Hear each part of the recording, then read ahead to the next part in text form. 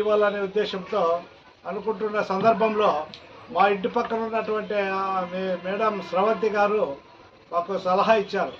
Sir మా స్కూల్లో పిల్లలు ఉన్నారు అంటే మేమైతే ఫస్ట్ ఒక 50 మంది పిల్లలకు పూర్ పీపుల్స్కి అయితే ఇద్దాము, ఏదో కొంచెం ఎక్సెస్గా ఈచ్ అండ్ 120 150 రూపీస్ కాస్ట్ ఇద్దాము అనుకున్నాను.